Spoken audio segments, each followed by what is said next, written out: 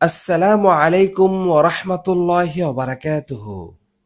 প্রিয় দর্শক শ্রোতা, আশা করি আল্লাহ পাকের অশেষ রহমতে আপনারা সকলেই ভালো আছেন। দোয়া ইবাদতের মূল। দোয়াকারীকে আল্লাহ তাআলা ভালোবাসেন। অনেকে মাঝে মধ্যে অভিযোগ করেন, দোয়া করি কিন্তু কবুল হয় না। বস্তুত দোয়া কবুল হওয়ারও কিছু নিয়ম নীতি আছে।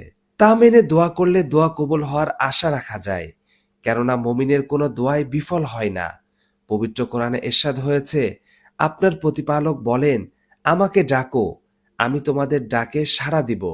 দোয়া কবুলের বেশ কিছু শর্ত আছে। সেগুলো পূর্ণরূপে পাওয়া গেলে দোয়া কবুল হওয়ার বেশি সম্ভাবনা রয়েছে। যথা, সততা ও আন্তরিকতার সঙ্গে দোয়া করা। প্রার্থনাকারী আল্লাহর প্রতি পূর্ণ বিশ্বাস ও আন্তরিকতা নিয়ে তার সঙ্গে কাউকে শরিক না করে নিজ অক্ষমতা এবং দুর্বলতা স্বীকার করে দোয়া করা। আল্লাহ বলেন, তোমরা একনিষ্ঠ চিত্তে তার কাছে দোয়া করো।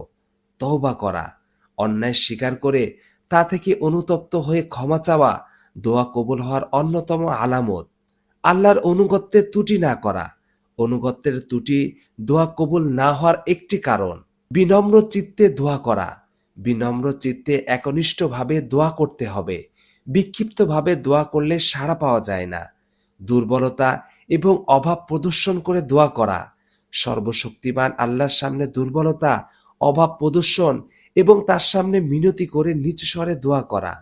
খাদ্য পানীয় পোশাক হালাল হওয়া, হারাম ভক্ষণ করে দোয়া কবুলের ক্ষেত্রে বাধা সৃষ্টি করে।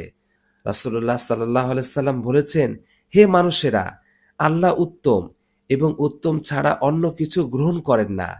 এই হাদিসের শেষাংশে রাসূল সাল্লাল্লাহু আলাইহি সাল্লাম এক ব্যক্তির কথা উল্লেখ করেন যে, দীর্ঘ সফর করে যার এলোমেলো চুল ধূলিধূসরিত, সে আকাশের দিকে দুই হাত তুলে বলে, হে আমার প্রতিপালক, হে আমার প্রতিপালক, অথচ তার খাদ্য হারাম, পানীয় হারাম, পোশাক পরিচ্ছেদ হারাম এবং তার শরীর গঠিত হয়েছে হারামে। অতএব তার দোয়া কিভাবে কবুল করা হবে? এছাড়া গুনাহের কাজে দোয়া না করা, আত্মীয়তার বন্ধন ছিন্ন না করা এবং তাড়াহুড়া না করা।